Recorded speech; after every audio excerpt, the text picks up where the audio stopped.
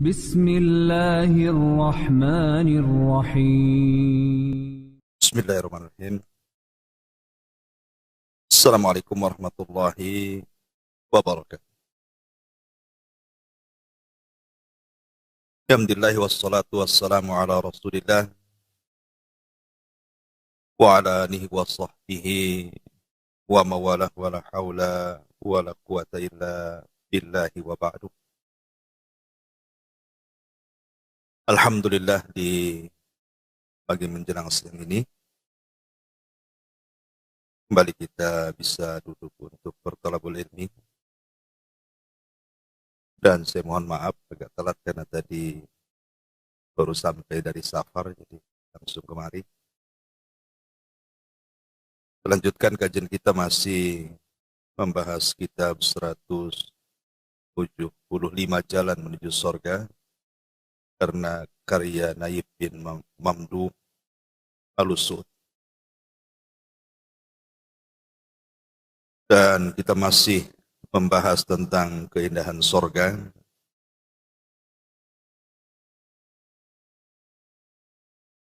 Mungkin ada beberapa yang tidak bisa kita jelaskan karena sebagiannya juga sudah kita jelaskan. Mungkin kita ambil kenikmatan sorga yang terakhir dari halaman 37.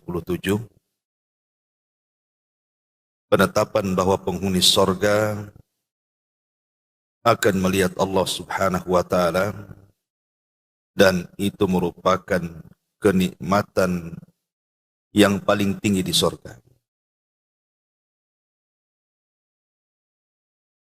Ma'asyiral muslimat yang dimuliakan Allah Subhanahu wa Ta'ala, setelah kita tahu bahwa kenikmatan sorga itu mencakup semuanya, dan kita dimanjakan oleh Allah Subhanahu wa Ta'ala dari kenikmatan mendengar, kenikmatan melihat, kenikmatan berfikir, kenikmatan tempat, dan juga taman-tamannya, sungai-sungainya, makanan dan minumannya.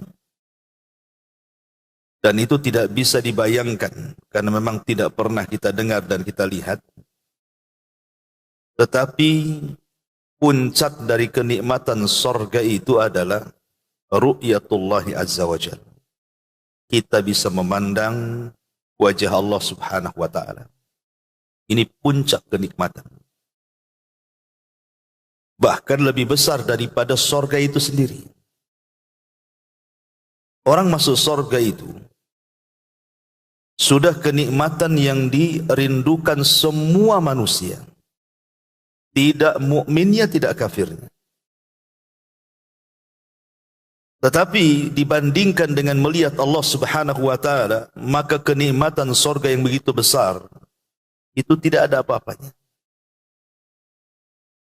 Perhatikan di sini dalil yang disebutkan muallif. Nabi sallallahu alaihi wasallam bersabda, "Idza dakhala ahlul jannatil jannah, qala yaqulu Allah tabaraka wa ta'ala, turiduna syai'an azidukum, fayaqulun alam tubayyid wujuhana, alam tudkhilnal jannata wa tunajjina minan nar."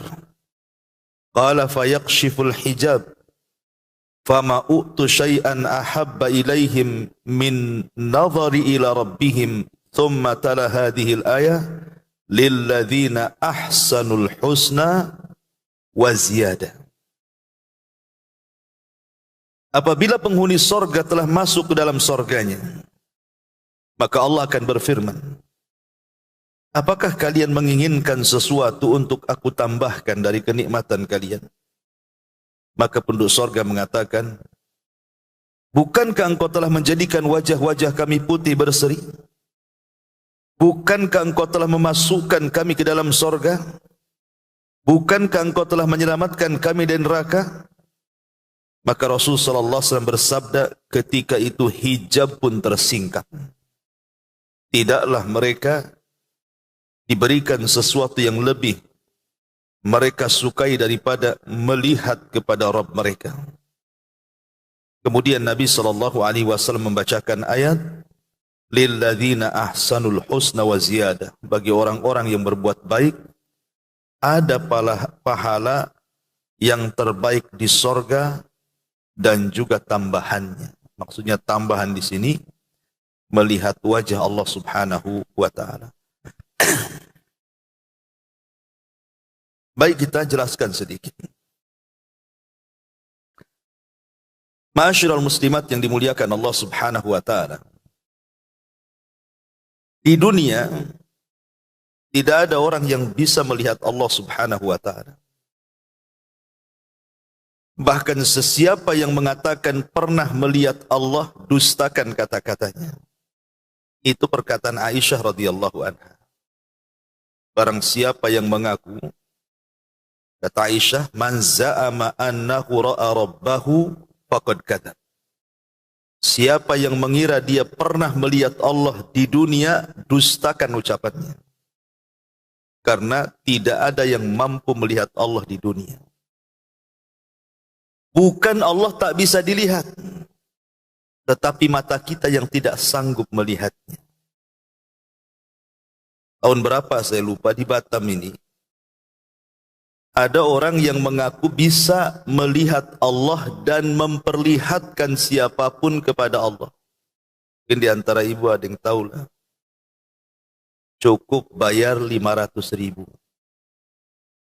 Dibawa ke salah satu ruangan, kemudian diperlihatkan di dalam baskom yang berisi air, kemudian disuruh zikir, entah apa zikirnya, kemudian memandang kepada air yang dalam baskom itu, katanya di situ dia akan bisa melihat Allah.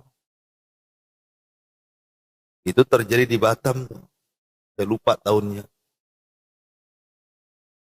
Maka kita katakan orang ini dusta, bahkan pendusta. Dia hanya cari uang saja. Anehnya ajaran-ajaran sesat seperti ini masih ada juga yang percaya waktu itu. Padahal keyakinan kita umat Islam, tidak mungkin Allah Subhanahu wa taala bisa dilihat di bumi. Saya contohkan. Di zaman Nabi Musa alaihi salatu wassalam, kurang apa Nabi Musa itu dari segi keutamaan coba? Nabi yang paling masyhur dari nabi-nabi Bani Israel. Dia ulul azmi. Setelah Nuh, Ibrahim, kemudian Isa dan Rasul kita Muhammad sallallahu alaihi wasallam, maka salah satunya Nabi Musa, ulul azmi. Bahkan lebih daripada itu, Musa disebut Kalimur Rahman.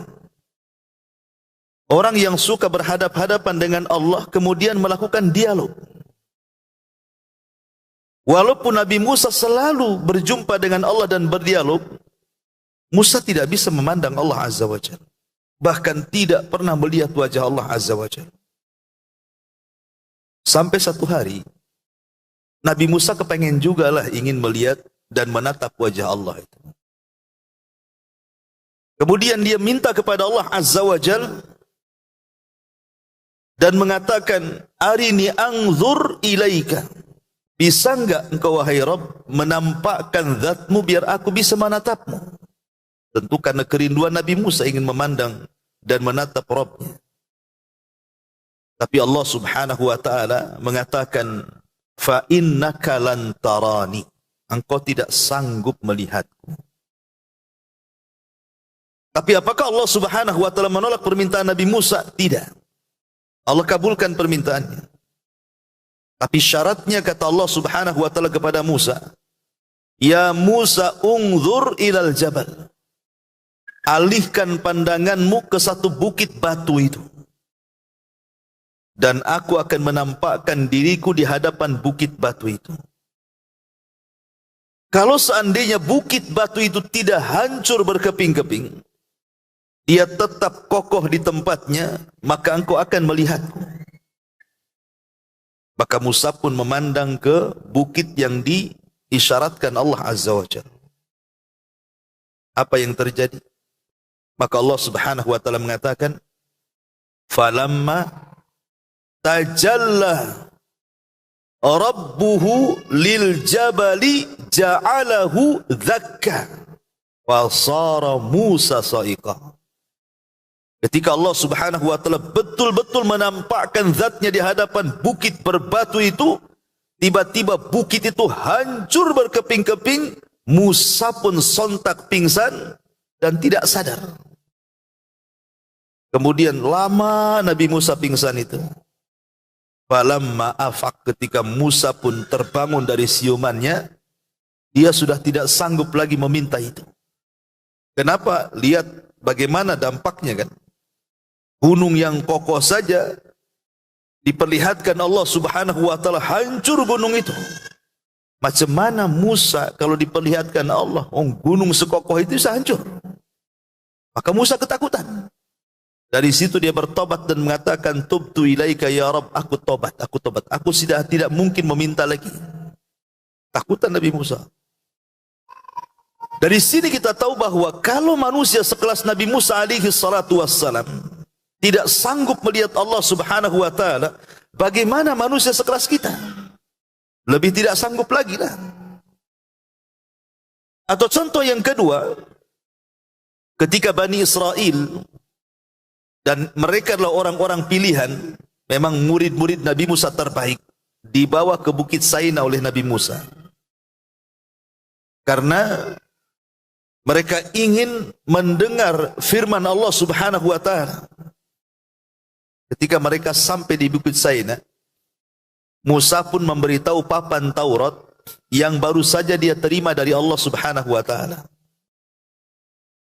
Ketika kemudian orang-orang pilihan Nabi Musa ini diperlihatkan Taurat oleh Nabi Musa alaihi salatu wassalam, mereka kurang puas. Saya tidak mau melihat hanya bukti papan itu saja, katanya. Saya ingin melihat langsung Rabb wahai Musa. Ini Bani Israel nih, dan mereka ulama-ulamanya, pilihan orang-orang pilihannya. Ketika kemudian mereka ingin melihat Rabb mereka, meminta kepada Nabi Musa, kata Nabi Musa, tidak bisa. Jangankan lagi kalian, aku saja tidak bisa, katanya. Tapi mereka malah mengancam Nabi Musa dan mengatakan, ya Musa, lan nu'mina laka hatta narallaha jahra. Wahai Musa, kami akan mencabut keimanan kami kepadamu sampai kau perlihatkan Tuhanmu kepada kami, katanya. Mengancam dia. Kami tidak akan beriman sampai Tuhanmu tampakkan coba di hadapan kami. Baru kami akan makin beriman lagi, katanya. Kalau tidak, kami cabut keimanan kami. Ketika mereka mengatakan seperti itu, tiba-tiba datang halilintar. Kemudian menyambar semua orang yang meminta diperlihatkan Allah Azza wa Jalla. Semua mati. Tapi Musa kemudian merasa sedih dengan kematian mereka. Akhirnya berdoa kepada Allah Azza wa Jalla agar orang-orang itu dihidupkan lagi. Akhirnya Allah kabulkan permintaannya. Dihidupkan lagi lah orang-orang itu. Tentu dengan izin Allah Subhanahu wa ta'ala. Makanya Allah Subhanahu wa ta'ala abadikan kisahnya. Wa qalu ya Musa lan nu'mina laka hatta narallaha jahra fa akhadathum as-sa'iqatu wa antum tanzurun. Dan ketika mereka mengatakan, ya Musa, kami tidak akan beriman kepadamu sampai kami melihat Tuhanmu, maka Allah kirim halilintar sehingga menyambar mereka dan mereka melihatnya. Kemudian mereka mati. Lah kalau seandainya Bani Israel, ulama-ulamanya loh ini, orang pilihan Nabi Musa, disambar oleh petir gara-gara permintaan itu, macam mana pula kita? Termasuk juga Nabi SAW pernah melaksanakan satu peristiwa besar. Di tahun 620 Masehi yang disebut dengan peristiwa Isra dan Mi'raj. Nabi SAW sampai ke Sidratil Muntaha kan. Pertanyaannya, apakah Nabi SAW melihat Allah di Sidratil Muntaha itu? Maka keyakinan ahli sunnah wal jamaah, Rasul tidak melihat Allah. Rasul bicara dengan Allah itu di sebalik hijab. Dan hijabnya Allah itu cahaya. Dalam riwayat dalam bentuk api. Yang kalau seandainya terbuka hijab itu, maka akan terbakar antara timur dan barat, utara dan selatan. Jadi Nabi SAW tidak bisa memandang Allah karena ada tabirnya di situ. Jadi Rasul itu berdialog di balik tabir. Makanya Aisyah radhiyallahu anha ketika ditanya peristiwa Mi'raj, apakah Rasul melihat Allah? Maka Aisyah mengatakan tidak. Bahkan Nabi SAW mengatakan, nurun inni ara, yang aku lihat cahaya. Ya, Rasul hanya melihat cahaya. Dari sini Aisyah radhiyallahu anha mengatakan, man za'ama anna Muhammadan ra'a rabbahu faqad kadzab. Barang siapa yang menyangka bahwa Muhammad pernah melihat Tuhannya, dustakan kata-katanya. Tidak ada yang bisa melihat Allah Azza wa Jalla. Tidak ada. Tetapi bukan berarti, saya ulang-ulang dari awal, kita tidak bisa memandang Allah. Bisa.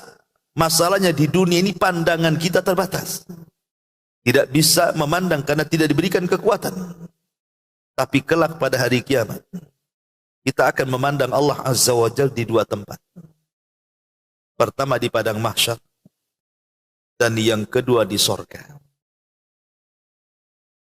Di padang mahsyar Allah Subhanahu wa taala akan datang menghadap hamba-hambanya. Waji'a bi jahannam. Yauma idzin yatadzakkarul insan. Ketika jahannam dihadapkan di hadapan manusia, ketika itu manusia akan ingat penyesalan yang luar biasa. Kenapa mereka tidak rajin beribadah di dunia? Disitulah Allah Subhanahu wa taala datang menghadap makhluk, semua manusia yang ada di padang mahsyar itu. Waji'a waja'a rabbuka wal malaku saffan saffan, dan datanglah Rabbmu sementara malaikat bersaf-saf. Disitulah Allah Subhanahu wa taala tampakkan zatnya. Dan manusia yang ada di padang mahsyar itu mampu memandang wajah Allah Subhanahu wa taala bagi orang-orang yang beriman. Tapi bagi orang-orang kafir tertutup bagi mereka. Hanya orang beriman saja. Kemudian setelah masuk ke dalam sorga, maka itulah kenikmatan yang luar biasa, yang tidak pernah mereka rasakan sebelumnya. Bagaimana mereka bisa memandang wajah Allah Subhanahu wa taala, di mana Nabi sallallahu alaihi wasallam mengatakan, fala tudhammuna syai'a li ru'yatihi. Kalian tidak berdesak-desak ketika melihat wajah Allah Subhanahu wa taala. Kalian melihat Allah seperti melihat purnama, kata Rasul. Bagaimana ibu melihat bulan? Kan tidak berdesak-desak. Cukup ibu tatapkan ke langit, nampaklah bulan. Begitulah Allah Subhanahu wa taala akan terlihat di sorga. Seperti kita memandang bulan, seperti itulah kita tidak berdesak-desakan melihat wajah Allah Subhanahu wa taala. Dan ini kenikmatan yang luar biasa. Inilah kenikmatan terakhir yang ada di sorga. Baik, kita akan masuk pada pokok pembahasan kitab ini. Apa saja 175 sebab masuk ke dalam sorga ini? Yang pertama di sini, pengarang menyebutkan yang pertama adalah at-tauhid. Jalan dari 175 jalan masuk sorga, yang pertama adalah at-tauhid. Tauhid tentu artinya, tauhid itu dari bahasa wahada yuwahidu tauhidan, artinya mengesahkan Allah Subhanahu wa taala. Ma'asyiral muslimat yang dimuliakan Allah Subhanahu wa taala. Di dalam Al-Quranul Karim, di sini mu'alif rahimahullah ta'ala menyebutkan beberapa dalil. Pertama, Allah Subhanahu wa taala berfirman di sini, alladzina amanu wa lam yalbisu imanahum bidzulmin ulaika lahumul amnu wa hum muhtadun. Orang-orang yang beriman dan tidak mencampur adukkan iman mereka dengan kezaliman, maksudnya syirik, mereka itulah yang mendapatkan keamanan, dan mereka itulah orang-orang yang akan mendapatkan petunjuk. Jadi orang yang bertauhid itu, Bu, adalah orang yang tidak mencampurkan iman dengan kesyirikan. Orang yang tidak mencampur iman dengan kesyirikan itulah disebut dengan tauhid. Kenapa orang yang bertauhid ini begitu besar pahalanya sampai menentukan orang ini dimasukkan ke dalam surga atau tidak? Karena pengorbanan orang yang mempertahankan tauhid itu luar biasa, terutama di akhir zaman. Baik, sedikit saya jelaskan ya, biar ibu punya gambaran. Dalam sebuah hadis Nabi SAW mengatakan, "Bada al-Islam ghariba wa sayaudu ghariba kama bada'a fatuba lil ghuraba." Islam ini pertama kemunculannya itu sangat asing sekali. Ketika Nabi SAW pertama kali berdakwah di kota Mekah, di tengah-tengah manusia para penyembah berhala Lata, Uzza, Manat, Hubal, Saif, Nailah dan berhala-berhala yang entah berapa jumlahnya tidak tahu. Rasul mulai mendakwahkan tauhid di situ. La ilaha illallah. Tidak ada sesembahan yang berhak disembah kecuali Allah. Apa yang terjadi? Agama yang dibawa Nabi SAW dianggap asing kan? Bahasa kita ini agama apa? Kok aneh kali agama ini katanya. Kok beda dengan keyakinan kami? Sehingga mereka mengatakan dan perkataan mereka diabadikan dalam Quran. Aja'alal alihata ilaha wahid inna hadza la syai'un ujab katanya. Apakah orang ini hendak menetapkan satu Tuhan dan kami harus membuang banyak-banyak Tuhan begini katanya. Ini agama aneh.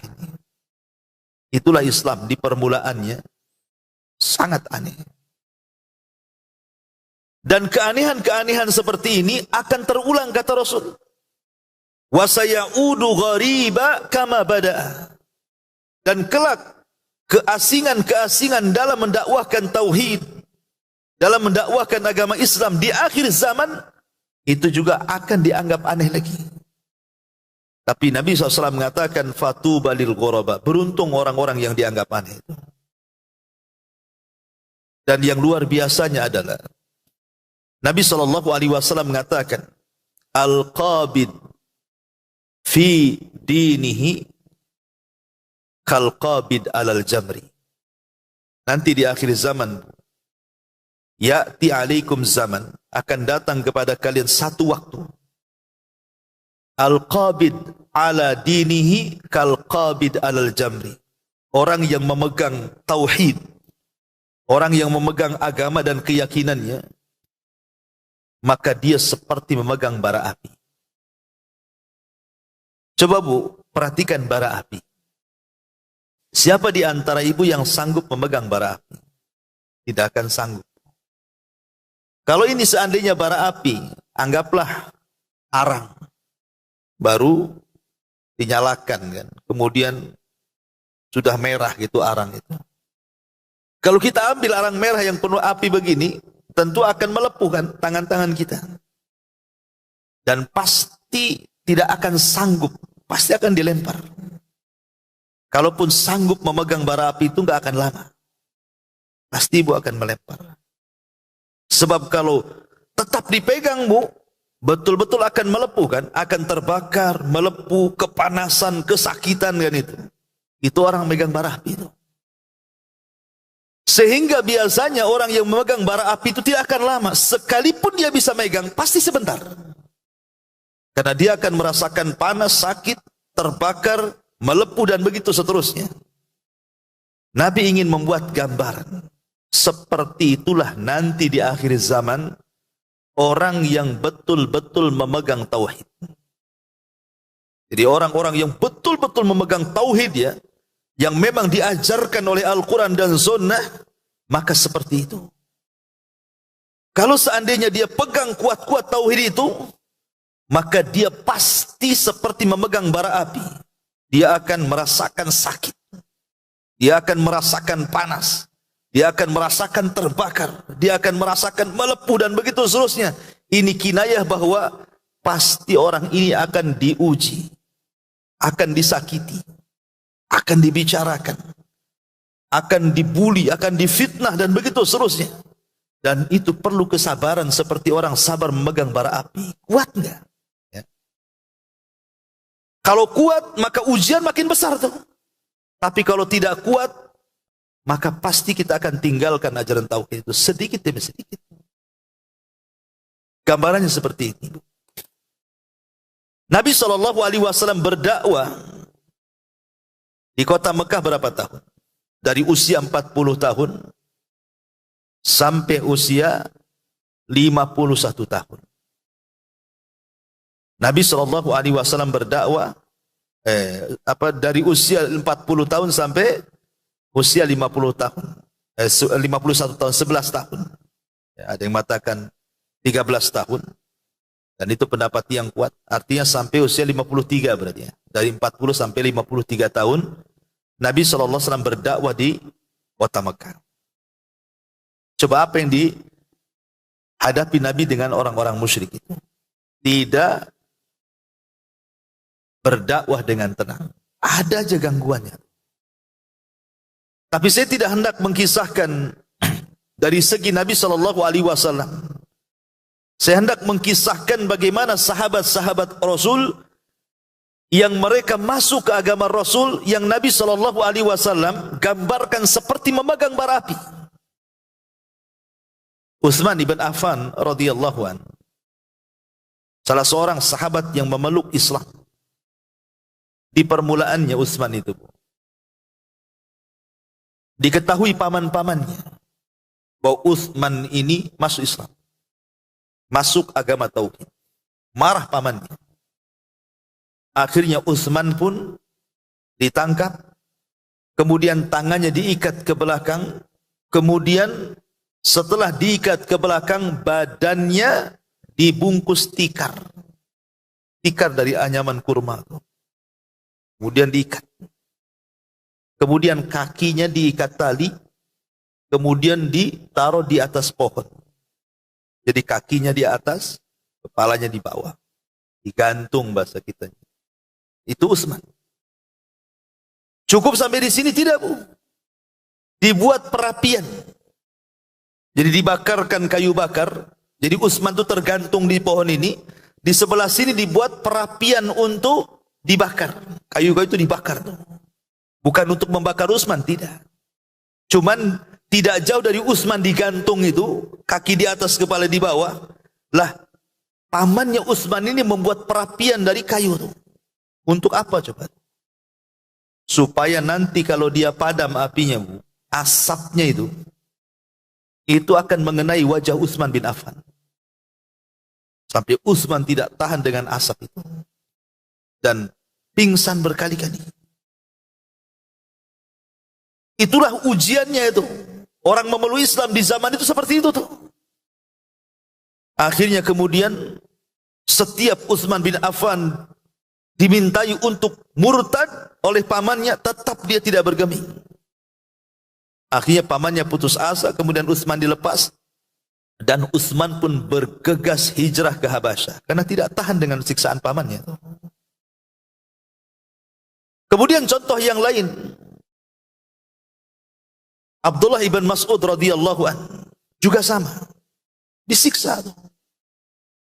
Bahkan yang lebih parah lagi, Bu. Ada seorang sahabat namanya Suhaib ibn Sinan Ar-Rumi. Suhaib Ar-Rumi itu dipukul, Bu, dengan kayu dadanya dan juga tengkuknya, sama dipukuli sama tuannya, sama orang-orang Quraisy sampai hilang ingatan. Suhaib itu dipukul dada dan belakang sampai hilang ingatan. Coba, hanya gara-gara mentauhidkan Allah Subhanahu wa taala dipukul depan belakang sampai hilang ingatan. Walaupun belakangan akhirnya Allah Subhanahu wa taala kembalikan ingatannya. Tapi seperti itu orang megang tauhid di zaman itu. Atau contoh yang lain, Mus'ab ibn Umair. Mus'ab ibn Umair itu, Bu, adalah orang yang sangat tampan sekali. Kehidupannya sangat mewah karena dia hidup di lingkungan orang kaya. Kalau kita katakan bangsawan lah, Mus'ab ibn Umair itu. Setiap hajatnya sama orang tuanya dikasih. Mulai dari pakaian yang sangat indah, sepatu atau mungkin bahasa kita sandal yang sangat bagus, perawatan kulit dan begitu seterusnya. Pokoknya cita-cita semua anak muda di zaman sekarang lah, sudah tampan, gagah, kaya gitu ya. Mus'ab ibn Umair. Tapi dia cerdas. Ketika dia mendengar seruan dakwah Nabi SAW, Mus'ab ini langsung masuk Islam. Ketahuan sama ibunya, langsung dipenjarakan. Jadi ibunya buat penjara dalam rumah, kerangkeng, maka Mus'ab dimasukkan di dalam kerangkeng itu. Entah berapa hari, berapa bulan dalam kerangkeng itu. Hanya dikasih makan. Tidak mandi, tidak apa-apa. Sampai akhirnya dia bisa melarikan diri dari kerangkeng itu, kemudian bergabung dengan para sahabat. Jadi ketika para sahabat melihat kondisi Mus'ab bin Umair itu, yang dulunya tampan, yang dulunya gagah, yang dulunya penuh dengan kemewahan, kemegahan, pakaiannya bagus, tiba-tiba seperti orang yang tidak punya apa-apa. Kulitnya mulai bersisik, ya, karena tidak dirawat lagi. Pakaiannya pun compang-camping, sehingga banyak sahabat yang tidak sanggup melihat Mus'ab kecuali dengan menangis. Bahkan sebagian mereka menundukkan pandangan karena tidak tahan melihat Mus'ab bin Umair kondisinya seperti itu. Harusnya dia hidup dalam kemegahan, sekarang masuk ke dalam agama tauhid, hidup penuh dengan kekurangan. Akhirnya Nabi mengutus Mus'ab ini, orang yang pertama kali berdakwah di kota Madinah, dan berhasil. Begitulah orang-orang memegang tauhid di zaman itu kan, penuh dengan siksaan, Bu. Kalau budak-budak ramai lagi. Kisah-kisahnya mungkin sebagian ibu sudah tahu bagaimana Bilal ibn Rabah disiksa oleh majikannya Umayyah bin Khalaf. Sampai satu hari Bilal itu diikat lehernya, Bu, oleh tali. Kemudian anak-anak suruh membawa tali itu menggeret dikelilingi keliling kabilah itu. Seperti layaknya bukan manusia, binatang. Bahkan sesekali Bilal itu dibawa ke padang pasir, diikat di batu, kemudian dibiarkan sampai terik matahari, satu siang suntuk tuh, dibiarkan terikat di batu, Bu. Jadi matahari itu menembus kulit dan dagingnya. Tapi Bilal tidak bergaming dari keimanannya. Bahkan pernah dicambuk satu hari, Bu, di mana pencambuknya tidak berhenti kecuali dia yang kelelahan.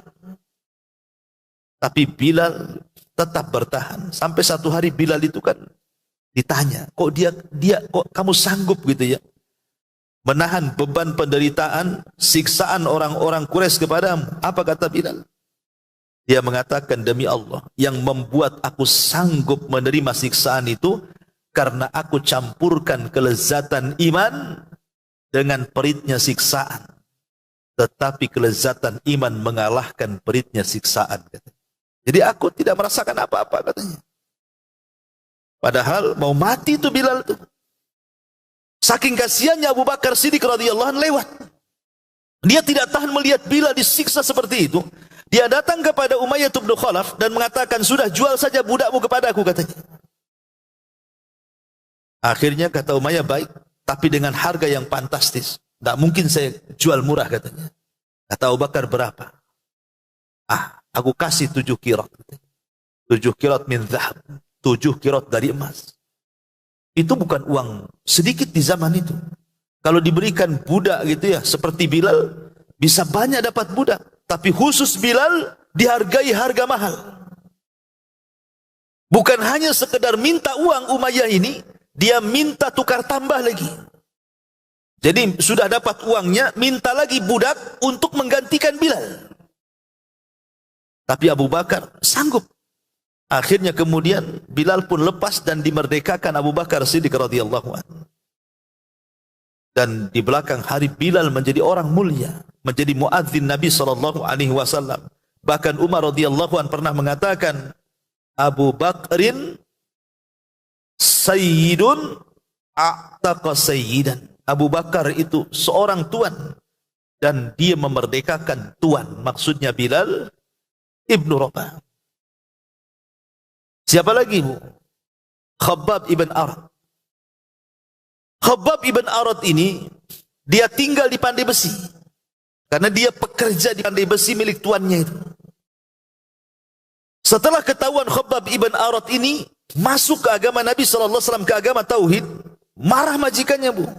Setiap hari Khabbab itu disundut dengan besi panas tuh, bayangkan. Namanya di tempat pandai besi. Sehingga tidak ada satupun badan Khabbab ini kecuali ada bekas sundutan tuh, bayangkan. Besi dipanaskan, disundut, Bu. Gimana rasanya? Dan tidak ada satu badan yang selamat kecuali ada bekas sundutannya tuh. Tapi Khabbab ibn Arad tidak pernah meninggalkan agama Islam. Walaupun satu hari dia tidak tahan. Dia datang kepada Nabi SAW ketika itu Rasul sedang bersandar di kiswah Ka'bah.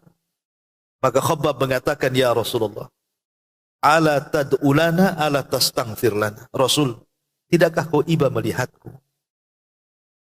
Berdoalah kepada Allah, semoga Allah mempercepat kemenangan agama ini. Tapi Nabi SAW mengatakan, tidak, wahai Khabbab, engkau tergesa-gesa. Nanti kemenangan itu akan datang. Sehingga orang berjalan dari Son'a ke Hadral Maut tidak akan takut kecuali kepada Allah Subhanahu wa taala. Ya Khabbab, orang-orang dulu ada yang disiksa jauh lebih hebat dibandingkan yang engkau rasakan. Ada orang yang dikubur hidup-hidup, ada yang disisir dengan sisir besi sehingga terkelupas daging dan kulangnya. Ada yang digergaji tengah-tengah badannya kemudian belah menjadi dua. Ya Khabbab, mereka tidak pernah keluar dari agama. Mereka tidak pernah murtad. Maka bersabarlah wahai Khabbab ibn Arad. Jadi Nabi SAW menjanjikan kemenangan, tapi bukan hari ini.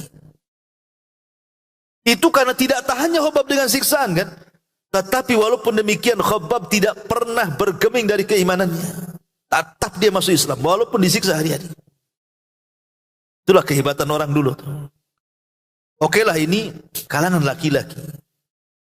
Wanita juga ramai di zaman itu. Ada namanya Zunairah. Zunairah itu disiksa habis-habisan. Itu seorang budak wanita. Ada namanya An-Nahdiyah. Itu pun juga sama disiksa habis-habisan. Bahkan saya lupa namanya. Ada seorang budak wanita disiksa oleh Umar. Ketika itu Umar masih kafir. Dia juga ikut nyiksa tuh orang yang masuk Islam tuh. Tapi setelah kemudian dia masuk Islam, menyesal Umar itu. Kenapa dia sampai menyiksa orang-orang yang masuk Islam dari kalangan wanita yang lemah tuh. Bahkan yang lebih parah adalah wanita yang pertama syahid dalam Islam. Siapa? Sumayyah. Sumayyah. Abu Jahal sendiri yang membunuhnya. Ketika Abu Jahal mengatakan kepada Sumayyah untuk murtad, untuk menanggalkan agama tauhid, dia tidak mau. Akhirnya emosi Abu Jahal ini, diambilnya besi, mungkin bahasa kitanya linggis, naudzubillah, kemudian dimasukkan ke dalam kemaluannya sampai menembus dadanya. Akhirnya Sumayyah pun meninggal dan inilah wanita yang pertama mati syahid. Habis Sumayyah meninggal, suaminya juga dibunuh. Kecuali Ammar, putranya. Kata Abu Jahal, ya Ammar, apakah engkau akan mengikuti kedua orang tuamu kok kami bunuh? Ammar ketakutan karena masih anak-anak. Kemudian Abu Jahal menjanjikan, ya Ammar, aku akan lepaskan kamu jika engkau melakukan dua perkara. Satu, caci maki si Muhammad. Kalau kau tidak mau, enggak apa-apa. Kau pujilah, terserah pujiannya seperti apa. Tuhan-Tuhan kami, entah Lata, entah Uzza, entah Manat, puji mereka. Pada awalnya Ammar tidak mau, karena tahu konsekuensinya. Dua-duanya kufur. Mencaci maki bisa kufur. Kemudian memuji-muji berhala kufur juga. Enggak mau dia. Tapi karena tidak tahan, disiksa, dipukul, dicemeti begitu, terpaksalah dia pun melakukannya. Setelah melakukannya, mencaci maki Rasul, memuji-muji Lata dan Uzza, sebagaimana janji Abu Jahal mau melepaskannya, akhirnya Ammar pun dilepaskan. Datang dia menghadap Rasul sambil menangis. Karena dia tahu konsekuensi mencela Nabi dan memuji-muji berhala itu. Bisa keluar dari Islam. Tapi Nabi SAW tidak menyalahkan Ammar, justru mengatakan, ya Ammar, kalau mereka menangkapmu, kemudian mereka menyuruh untuk mencaci maki diriku, cacilah sebanyak apa yang kau mau, asal kau selamat, katanya. Kenapa Rasulullah SAW membolehkan seperti itu? Karena turun ayat illa man ukriha wa qalbuhu mutmainnun bil iman. Turun surah An-Nahl itu. Tidak mengapa orang itu mengucapkan kalimat kufur, melakukan perbuatan kufur, kalau kondisi mereka sedang terdesak dan disiksa, asal hati mereka penuh dengan keimanan. Tidak mengapa. Itulah gambaran-gambaran orang dulu, Bu, memegang Islam itu seperti memegang bara api. Kalau mereka pegang betul-betul, mereka akan dapat siksaan. Mereka akan diintimidasi, ditekan dan begitu seterusnya. Maka sejarah seperti ini, kata Nabi SAW, akan terulang. Bahwa di akhir zaman orang memegang tauhid itu seperti memegang bara api. Pasti akan mengalami apa yang mereka alami. Walaupun justru mereka lebih dahsyat kan ujiannya dibandingkan kita. Tapi siapapun yang mendakwahkan tauhid, saya yakin, Bu, ibu tidak mungkin melenggang dengan tenang. Contoh, coba ibu, kan setiap ibu pasti punya saudara kan. Entah saudara di sini, entah saudara di kampung, entah saudara di mana lah. Jangan cerita tetangga. Coba dakwahi saudara kita, kerabat kita, paman kita, bibi kita, sepupu kita.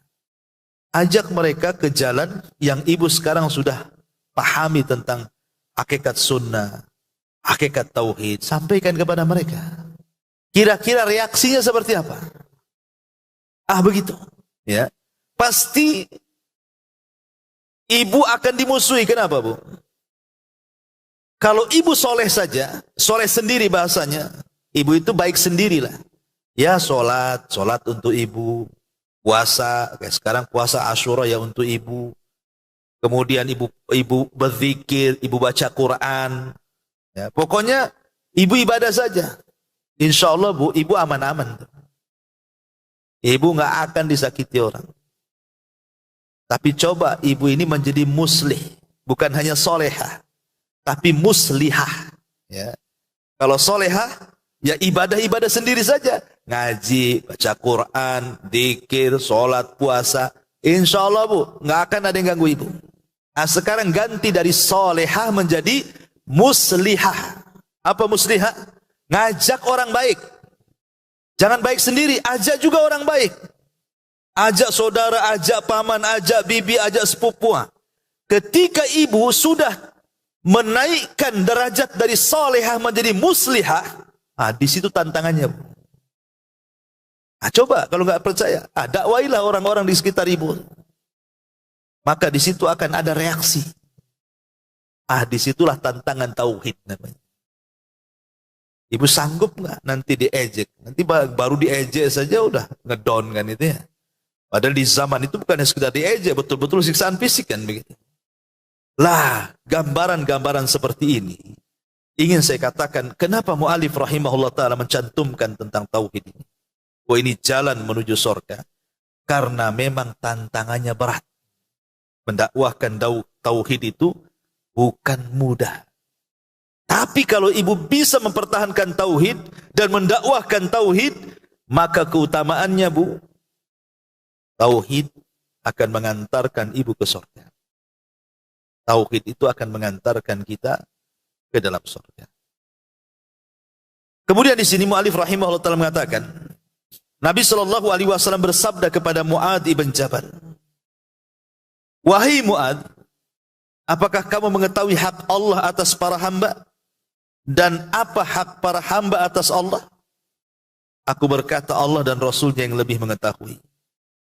Beliau SAW bersabda, sesungguhnya hak Allah atas para hambanya agar mereka menyembahnya, artinya mentauhidkannya, dan tidak melakukan kesyirikan sedikit pun terhadapnya, sedangkan hak hamba atas Allah adalah agar Allah tidak menyiksa orang-orang yang tidak melakukan kesyirikan sedikit pun kepadanya.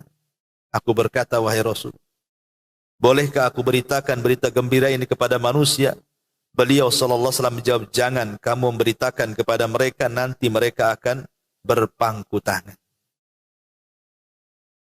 Dari hadis Mu'adz ini kita tahu bahwa tauhid itu adalah tuntutan Allah kepada kita.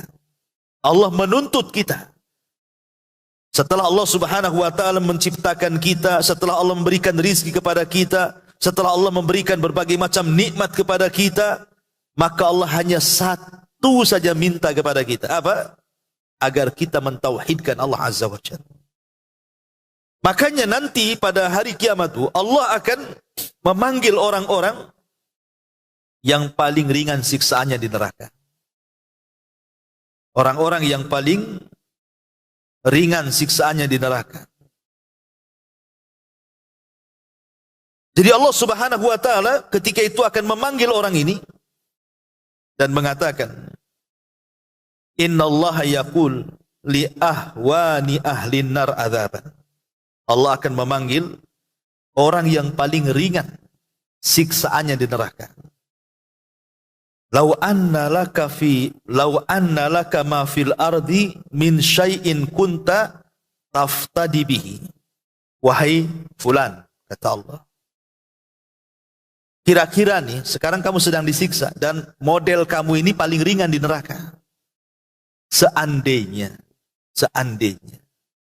kamu memiliki harta yang banyak, dunia dan isinya, kira-kira kamu akan tebus siksaanmu dengan dunia itu? Maka orang ini mengatakan, ya Rabb, na'am, ya. Seandainya aku punya dunia yang besar, punya harta yang banyak, pasti aku tebus supaya aku tidak disiksa di neraka.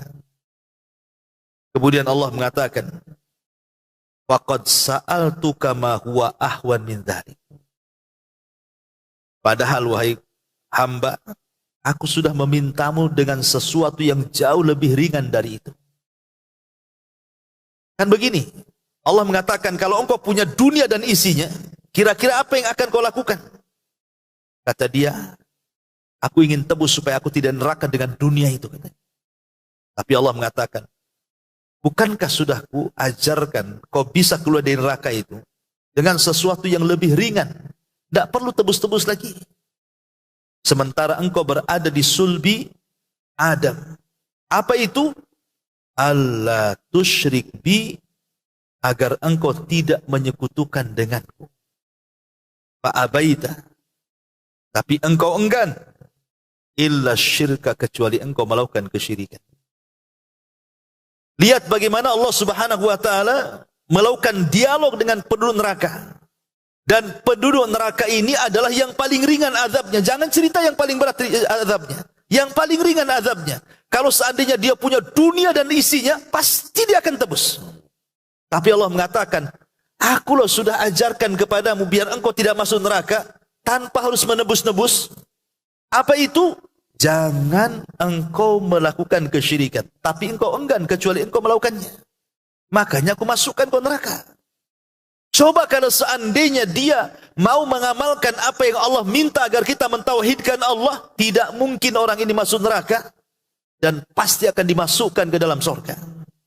Lihat bagaimana tauhid ini memasukkan orang ke dalam surga, dan ketika meninggalkan tauhid dipastikan orang ini masuk neraka. Ma'asyiral muslimin muslimat yang dimuliakan Allah Azza wa Jalla. Kemudian juga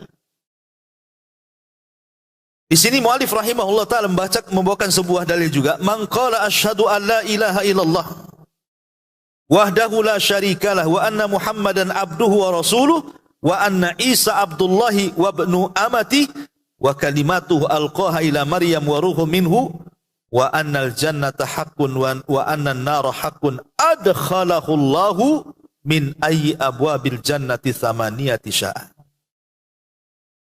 Barang siapa yang mengucapkan, aku bersaksi bahwasannya tiada yang berhak disembah kecuali Allah, tiada sekutu baginya, bahwa Muhammad adalah hamba dan utusannya, bahwa Isa adalah hamba Allah, anak hambanya. Firman yang telah Allah lemparkan kepada Maryam dan ruh darinya, bahwasannya sorga adalah hak, neraka hak, maka Allah akan memasukkan ke dalam sorga dari 8 pintu-pintu sorga manapun yang ia suka. Ini juga dalil bahwa tauhid ini menunjukkan pelakunya akan masuk ke dalam sorga. Kemudian dalam riwayat Muslim, adkhalahullahul jannata ala ma kana minal amal. Allah akan memasukkan ke dalam sorga sesuai dengan apa yang telah diamalkannya. Kemudian dalam riwayat Bukhari dan Muslim lebih jelas lagi di sini. Fa innallaha qad harrama 'alan nar man qala la ilaha illallah yabtagi bidzalika wajhallah. Sesungguhnya Allah telah mengharamkan atas neraka orang yang mengucapkan tidak ada sembahan yang berhak disembah kecuali Allah, dia mengucapkannya karena mengharap wajah Allah Subhanahu wa taala. Dan Rasul mengatakan, ya ibna Adam innaka law ataitani bi qurabil ardi khataya thumma lakitani la tusyrik bi syai'an la ataituka bi qurabiha magfiratan. Wahai anak hamba, sesungguhnya jika kamu mendatangiku dengan dosa-dosa besar sebesar bumi, lalu kamu menjumpai aku dan tidak menyekutukan diriku sedikit pun, maka sungguh aku akan mendatangimu dengan ampunan sebesar bumi pula.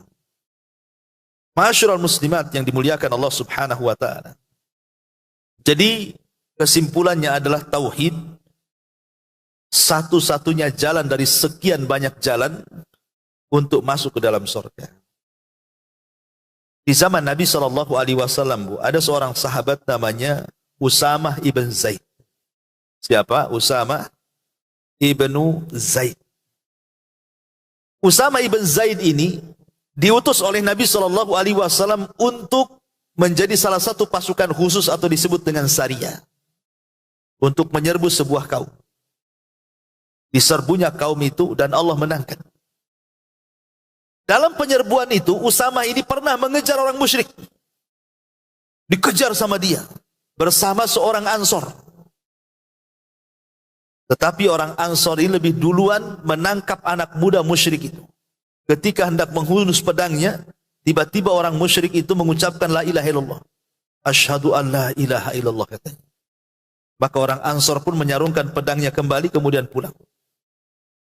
Kemudian Usamah ibn Zaid ini tidak terima.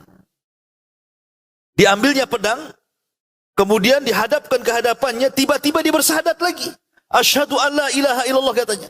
Tapi ditusuk juga sampai mati. Padahal dia mengucapkan kalimat tauhid. Sampailah kabar ini kepada Nabi. Apa yang jawaban Nabi? Ya Usamah, saya dengar kau membunuh orang yang mengucapkan kalimat la ilaha illallah ya. Kata Usamah, ya Rasulullah, aku bunuh dia walaupun dia mengucapkan kalimat la ilaha illallah karena dia takut pedangku, bukan karena ingin masuk Islam, katanya. Ini kan situasi peperangan. Maka Rasul mengatakan, ya Usamah, kau sudah belah dadanya, kau ambil jantungnya, kau lihat niatnya, apakah dia mengucapkan kalimat itu karena takut pedangmu ataukah ingin masuk Islam?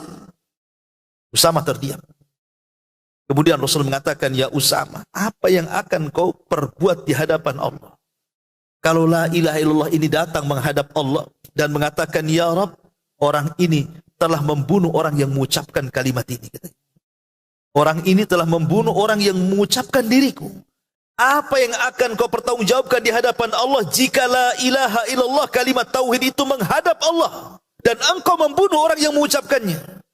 Terus Rasul mengucap kalimat itu sampai Usamah ketakutan dan mengatakan, laitani aslam tu yaumaidin, duhai kiranya aku baru masuk Islam supaya Rasul tidak semarah itu kepadaku, katanya. Tapi lihat bagaimana Nabi SAW marah kepada Usamah gara-gara apa? Membunuh orang yang mengucapkan kalimat la ilaha illallah. Artinya bahwa kalimat itu kalimat mulia. Kalimat yang menyebabkan kita masuk ke dalam surga. Macam mana kemudian Usamah bisa membantainya? Ya. Seperti itulah bagaimana Nabi SAW memuliakan kalimat tauhid. Dalam kondisi apapun kalimat itu mengangkat derajat seseorang. Makanya mu'alif rahimahullah ta'ala masukkan dalam poin pertama dari 100 75 jalan menuju surga. Wallahu a'lam bishawab. Ini saja yang bisa saya sampaikan. Mohon maaf tidak ada pertanyaan karena kondisi manapun masih agak capek mungkin ya. Subhanaka wa bihamdika asyhadu an la ilaha illa anta astaghfiruka wa atubu ilaik. Wallahu ta'ala. Assalamualaikum warahmatullahi wabarakatuh.